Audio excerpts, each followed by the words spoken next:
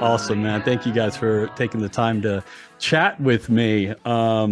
It was fun doing some research on you guys, kind of going around on the internet and checking some things out. The one thing that I got a little confused by was who the current members are, and it wasn't really clear on like some of the websites that I had gone to, and maybe it was because they were older publications on the internet. But can we run down the current band members, and you guys go ahead and introduce yourselves also and what you play?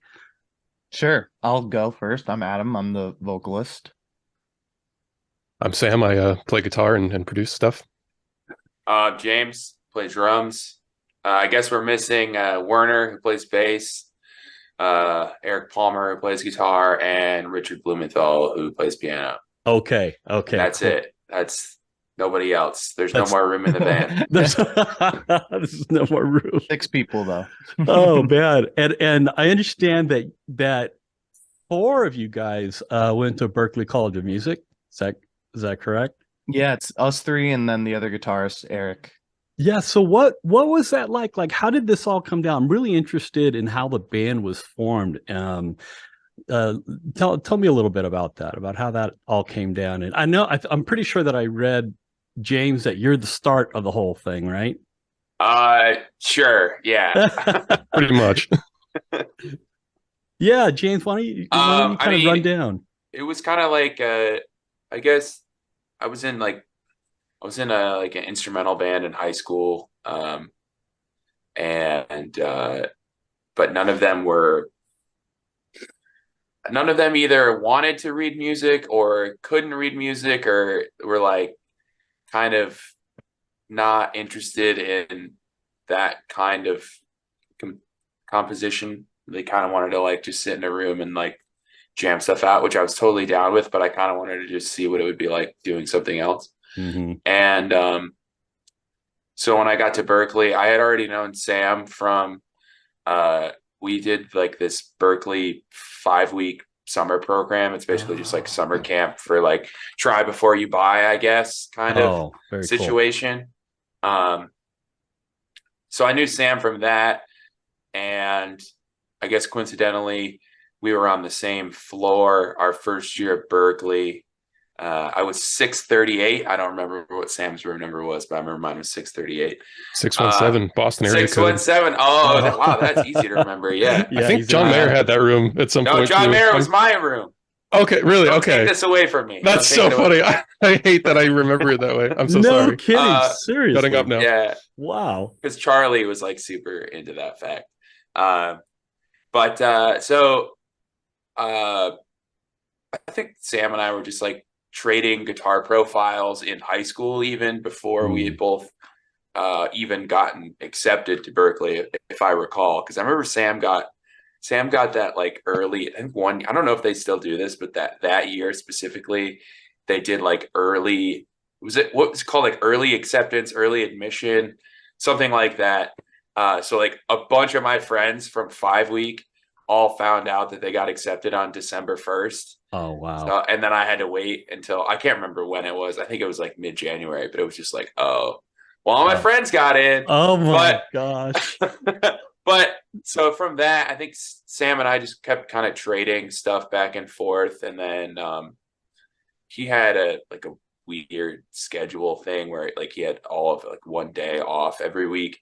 So he was kind of just taking it upon himself to record some of the ideas, and kind of went from there. And then hilariously, to bring it back to that old instrumental band from high school, I don't remember if we had even talked about having a vocalist in Aviations originally, or what. I can't remember what the plan was. I mean, there are so many, you know how that stuff goes. Yeah. So Yeah. I remember going back home to Michigan for one of the holiday breaks and meeting up with one of the old guitar players from my high school band, and just being like, oh, I know all these things now. I'm still bad, but I know all these things. So like, let's record some of these old songs that, in my opinion, at the time were way more like verse chorus song structure than anything Aviations was doing at that time. Right. So, and there was a Berkeley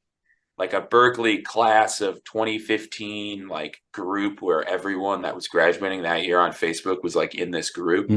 So when I went back home, we worked on this demo, one of the old songs, and I was like, oh, well, I have this big network now of people from Berkeley. Like, let me see if anyone wants to like throw down some vocals on this because that band was always instrumental. We were always being told, oh, you guys would be so sick if you had a vocalist, but we were just like, snooty 16-year-olds that just wanted to play Megadeth solos and all that stuff. So so Adam somehow got found through the loop of that, and then I kind of went down the Adam Benjamin 18-year-old rabbit hole and was like, fuck that high school thing. I need you to do the actual thing that I care about now. So that's kind of how that happened. To make a long story, I had the best high school band, Jeff. Don't worry about it. That's awesome. I did. He did. Oh my God. James says F that, but Jeff's Kiss as a little kid. No, cool. I wasn't talking about yours. I was talking about mine. No, your shit was cool. I was waiting for him to clear that up. No, I had to clear that up. No, no. Oh my God. So like when Adam came into the fold, did you guys get in a room with Adam and jam it out, or did you hear what he could contribute through like submitting stems and shit like that? I like telling the story because we all were at Berkeley and there were two dorms. Buildings, and one was pretty far from the other, and I was living in that one while they were at the other one. And for the entire year we're in the same class. I didn't see them. I never met them or anything the first and 2 semesters. Wow. And then summer came around. I think maybe the end of the semester came around of second semester, and I saw them posting looking for a vocalist, and I was like, okay, over the summer I'll try and write some things to this and send it to them. And so yeah, I did, and sent them a little crappy demo for, I think it was Outliers, actually. It's not crappy. Outliers and Voyages, because hilariously, I remember Sam and I were on tour with this band, the Omega Experiment. So Sam was playing guitar for that, and we were rehearsing at my parents' house in Michigan, and we had gotten a email from Adam when we were at rehearsals, or like the tour either had just ended or something like that, or maybe I remember, I could be wrong, but I do remember like listening to vocal stuff with you, Sam, and like my mom at my kitchen table. That was probably one of them, because I have the most distinct memory of just sitting on my couch at home in front of my TV with my mother, just listening on, like, it was probably the Berkeley laptop, like with some like shitty earbuds or something, and just like pressing play on this thing and just being like what is happening? And I'm pretty sure it was, you said Voyages or Outliers. It was either it was one of those, but for Outliers it was like the big peak moment at the end was like the demo he sent us, so that stayed constant through the whole writing process of working stuff out, which was super fun. But I just remember like turning to my mom being like, I'm in a real band. Oh my gosh. I know that must have just added so much to it, because if you guys were doing an instrumental thing, you're kind of locked into that, and the vocals adding that human quality, and that whole thing to it really does change it. Well, I'm glad you did, guys. I mean, we grew up listening to tons of different bands and like plenty of bands with vocalists. So like just being able to actually like get people together to start that process was kind of like, I don't know, life becoming real. So what kind of things did you grow up on, Sam? Like what were some of your early influences? Dream Theater, End of List. It's such a basic thing. Nowadays, that's not really my answer anymore, because like, I think when I started playing guitar, that band like quite literally birthed like so many of the acts that we know now. So absolutely. Yeah, like even just us getting this whole band started, James mentioned it a few times. We were like 18, 19 years old, just like barely out of high school, like trying to figure out what we want to do with this stuff, and Dream Theater all the way. Yeah. I, 15, 18-year-old self would be super stoked that I actually have one of the Petrucci guitars now to record with, and you've got a cool in videos, so I can cool. One of the BFRs, actually, the older older one. One of the BFRs, actually. It's my baby. Gosh, that is so cool. I had to hunt down some guy in no, this is not a violent story. I on the internet found some guy in Kentucky who was a luthier connected to Music Man to be like, hey, I can't find this guitar online anywhere. And Oh. I finally have like a little bit of money to blow. I haven't bought a guitar since. That was like 5-6 years ago. So that was my introduction to everything guitar was basically John Petrucci. And then that got me to Berkeley and by happenstance James as well, who was also into the Dream Theater stuff and the more like rock and metal thing. So like really just helped turn me on to like a lot of like the new like gent stuff too. I like dipped my toes in with like Periphery and Animals as Leaders. I think it just come on my radar, but we were also listening to stuff like Volumes and other like genty what's the word, one word pluralization bands in the 2010-2011 time, hence the name that we took on. So yeah, those are all my early influences, and of course just like guitar players like Guthrie Govan, some like what is it, Brett Garsed, Greg Howe. Oh gosh, all these like shreddy guys that I can't play anything like, but I try to just do some of the melodic stuff. So yeah, there's plenty of other things, but I've prattled on enough. Did you ever get into the jazz fusion guitar players, Alan Holdsworth and oh yeah, I tried, but mostly it's like such heady stuff for me to wrap my head around as a player. Like I learned, I think, a few voicings and like pieces for we call them proficiencies at Berkeley, where you just have to prepare a like minute to minute and a half piece, similar to like your audition too, where you just bring in a prepared piece. And I usually would use those to try and learn one of those solos or like chord melody things to like pretend I knew how to do jazz. It was awesome because it would open your ears to stuff, but I can't retain that. I did one lab about guitar arpeggios where I really felt like I was learning, and I could dive into that stuff if I want to, but once the ball got rolling with these guys, I just focused way more on like just my ear and composition and getting like I had the bug. I just wanted to make stuff. Right. Oh my gosh. James, what about you? Like, what were your early influences? What kind of stuff were you listening to? My first concert was ZZ Top. Oh, hell yeah. Hell yeah. Did they have the hay on stage and all the stuff when you saw them? Oh man, they had the whole stage was lined with sunglasses when they played cheap sunglasses. Oh man, my gosh. Forever. And my parents actually went to the last ZZ Top concert. So wow, craziness. But yeah, I mean, my parents are like really well-rounded in their listenings of stuff. I mean, it was like ZZ Top, George Thorogood, Van Halen, AC/DC, and my mom was really into like what was she listening to a lot? Like what's that? Like Hootie and the Blowfish, Matchbox 20, and like all the 90s like alternative stuff. Oh, interesting. So it was like a nice mix. And then like my brother, who's 10 years older than me, was the like new metal kid, right? So Power Man 5000, Fear Factory, Metallica, all that stuff. And then like all my, I was in like third grade, so all my friends were listening to like what I think Speakerbox Love Below came out around that time, so that kind of stuff. And then I played like a lot of Tony Hawk and like the Dave Mirra games growing up, so like that soundtrack is all like the punk rock, hardcore kind of stuff.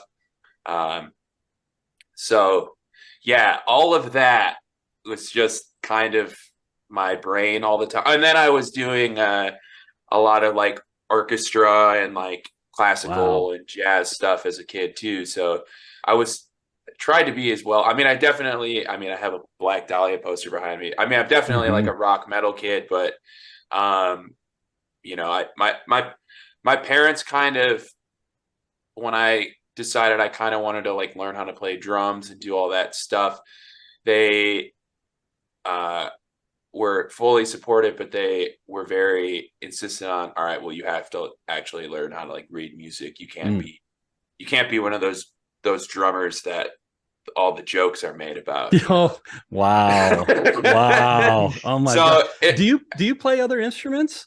I mean, I can record songs on guitar and like I can break stuff up. I play piano, vibraphone, marimba, like all classical percussion.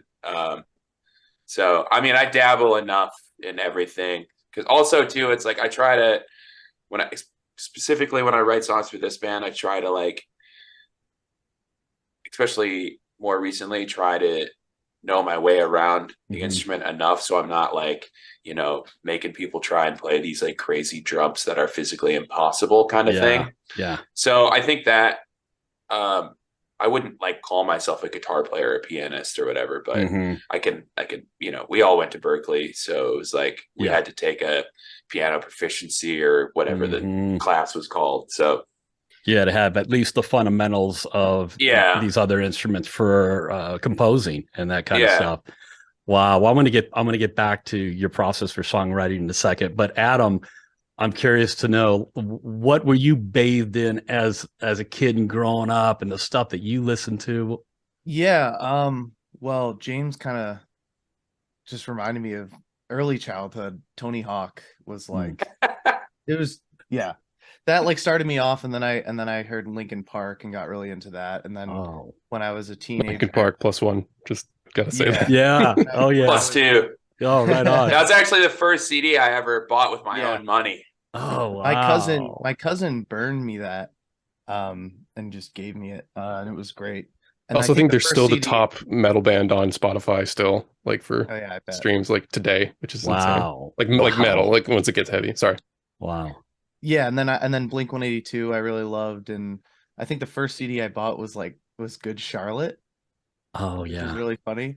And I think when I was a teenager, I became like a Warped Tour post-hardcore kind of emo listener.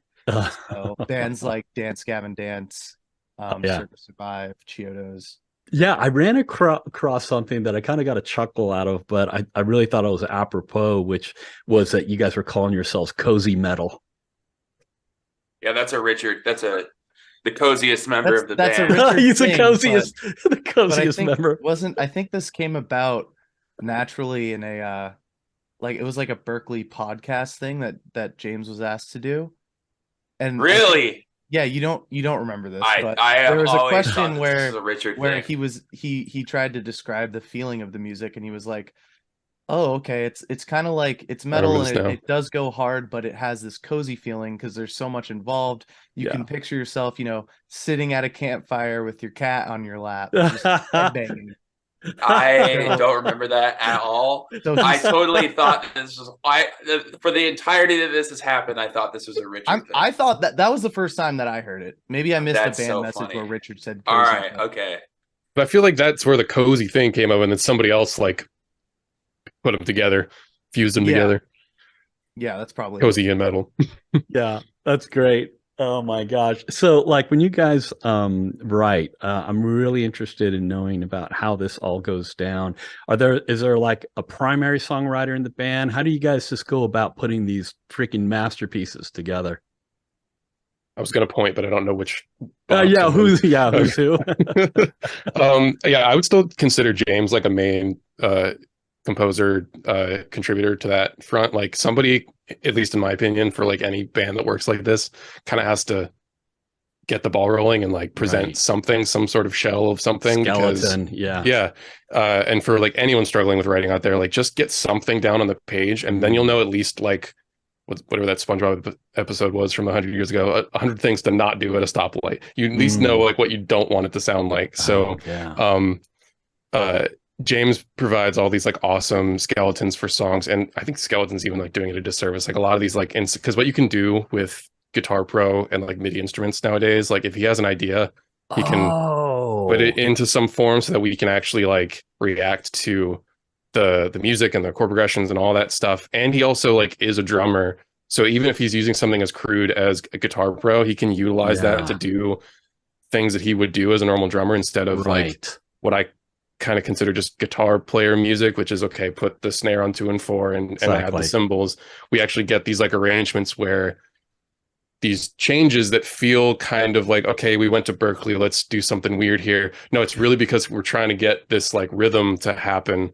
And then even if it is a bit of chaos, Adam and I like to come in and take that and see what we can do to make kind of this musical borderline exercise sometimes, but like mostly it's got a lot of heart thing into a song that's like super as digestible as possible and like Wow. emotional. So like Wow. it's just to me like that weird combination of like finding clarity and chaos and making something that is like, I don't know, appetizing to people, but it's kind of just like a puzzle to solve most of the time. Oh my gosh, that's really great that you're conscious of that. That you've got the technical stuff down, and with James, being a master at rhythm, that's going to get you part of the way, and it's going to be exciting, and then everything kind of follows along with that. Because listening to your music, one of the things that jumps out at me is how incredibly intricate the rhythms are.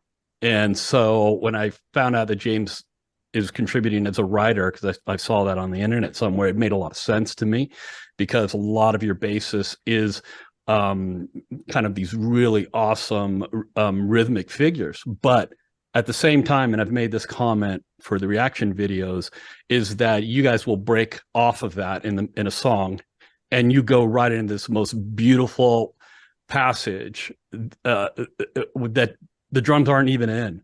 And those elements I absolutely love about your music. And I kind of think of it like you guys rip my head off and then pour honey down my neck. I mean, that's what you guys do. That's why I love you guys. Yeah, so thank you so much, Sam, because that makes total sense. And I could see how you guys are doing that. And I didn't think about the fact that you could use virtual instruments, James. I mean, and it sounds like that's what you're doing, is you're sitting composing on the computer. Yeah. Yeah, kind of just like sit and just write dumb stuff, and then kind of I'm just like, hey, Sam, figure it out. Yeah. It's kind of what happens most of the time. But yeah, I mean, I like it because I mean, like we were saying before, I mean, I can I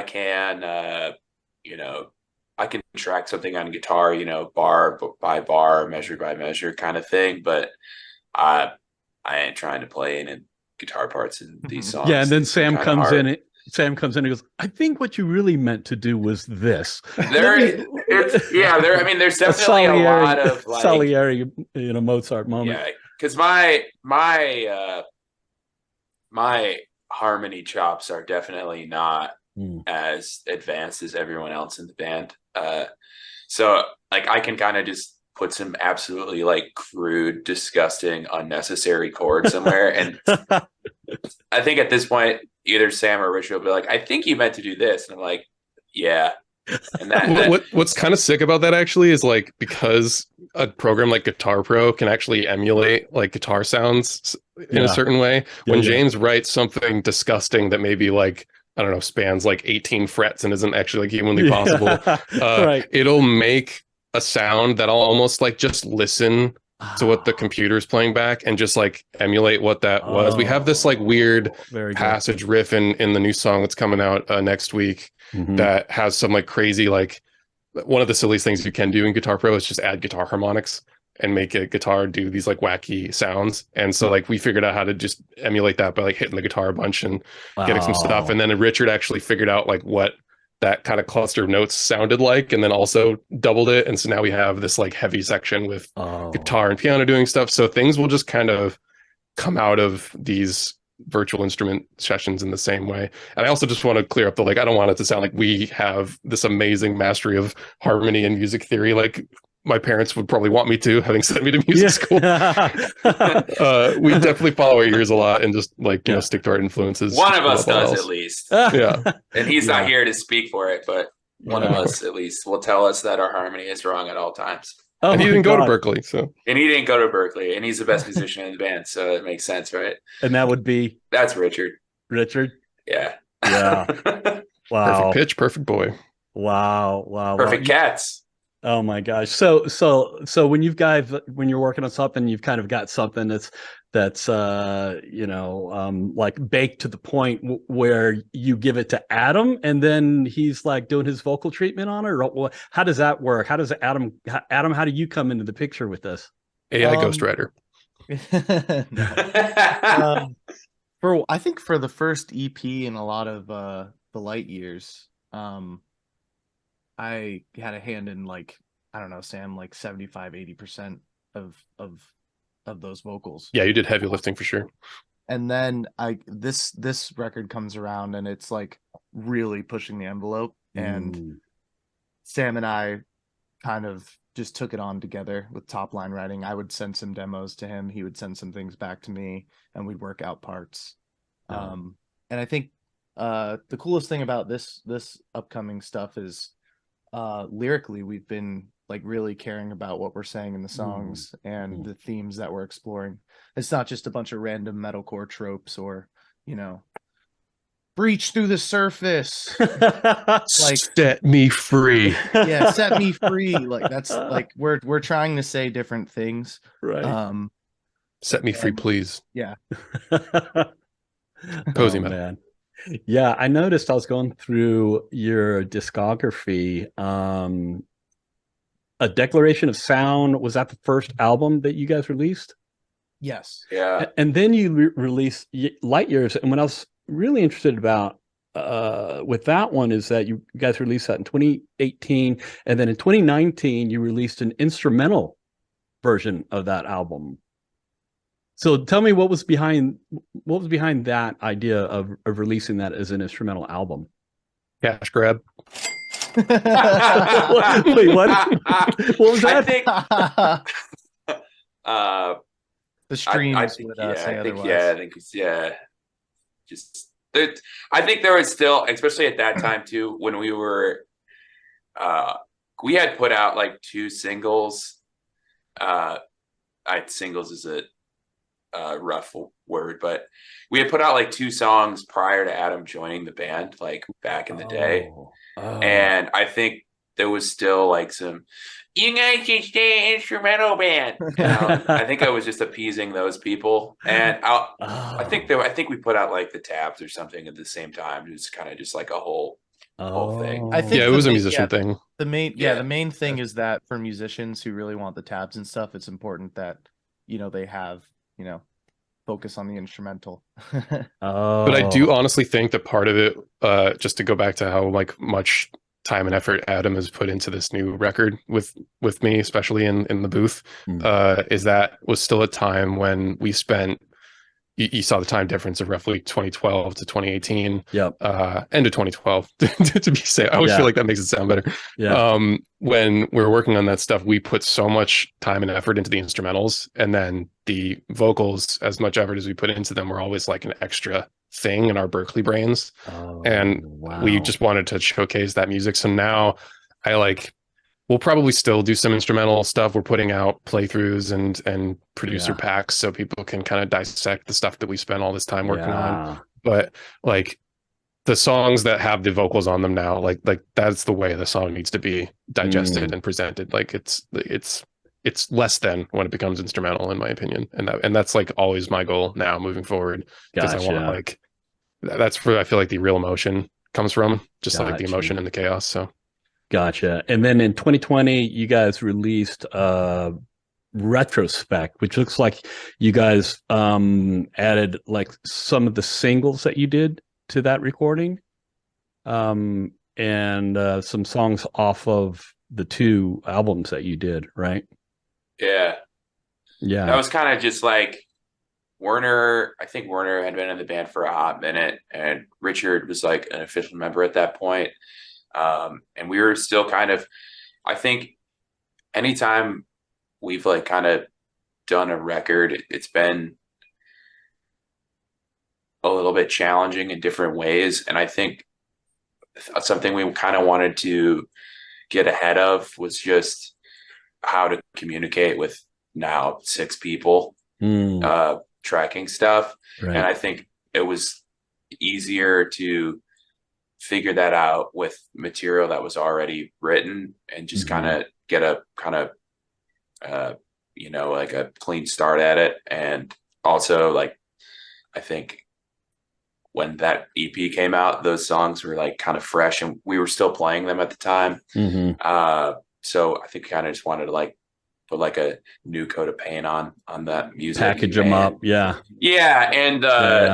And it was just kind of a cool kind of thing to do. I'm actually kind of really glad we did that, because otherwise we would have done nothing for like 3 years. Because I think that came out right at the beginning of COVID, right? So like if we hadn't done that, we would have had nothing for forever, you know? So right.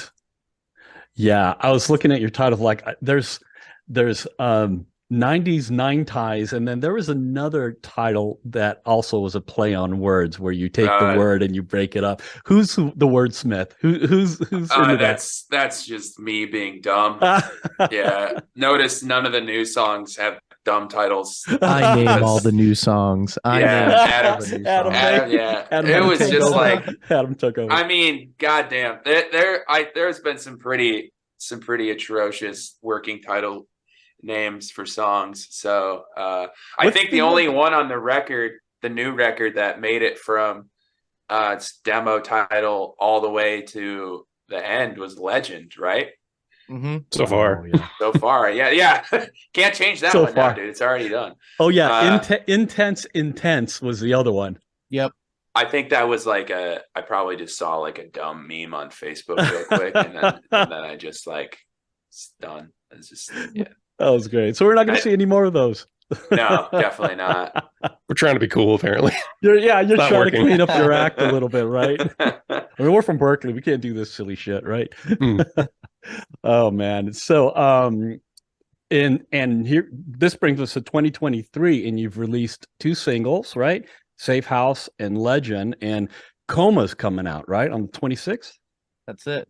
Yeah, correct. So that's a new one. Is there a video? There's a video coming out with that too. I mean, that's what's coming out on 26th is a video. Yep. Very cool. Oh my gosh, that's going to be awesome.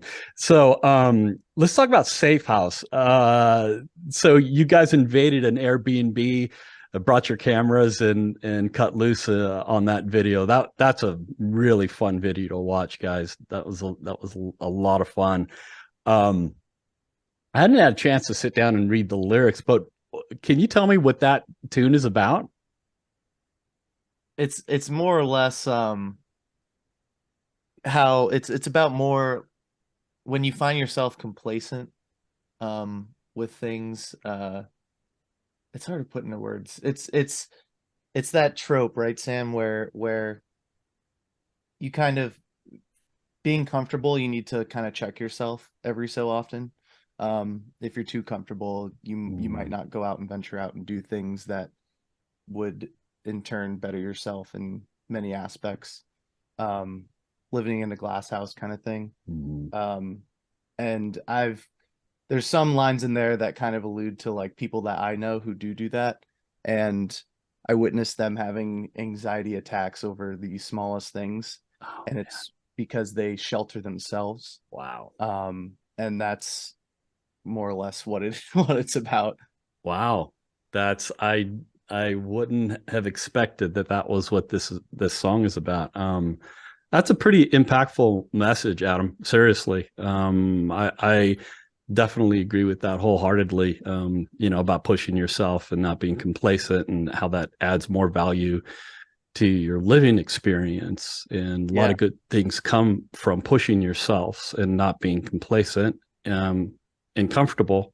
It's easier to be comfortable and like that, and you think that you're enjoying that, but that's the interesting thing. It's hard to tell. Like if you are in that state of mind, you don't realize it. You're not gonna due diligence and figure out like, hey, what's going on. So questioning yourself and getting out of that is a thing that song kind of explores. Yeah, absolutely, man. That's a great message.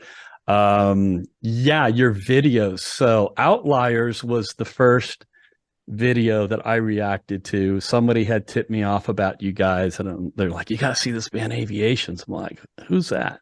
It's like, who? Airplanes. I'm like Aviations, what? And then I don't think I even watched any of it. I just put it up and then started watching it, and then I was like, in my mind, I was thinking about all the stuff that I love from this genre. And I was like, you guys just, you nailed every single checkbox for me personally of all the things I love about this music. And it was just one thing after another. And by the time I got to the end, I'm sure that Adam, at least you saw the reaction video. I don't know if the rest of you guys saw it, but by the time I got to I was absolutely leveled by you guys. Seriously, the effort, and as a musician and a songwriter and all of that, I know how difficult it is to do what you guys do, because the stuff that you're doing, I mean, even in 8 bars of music,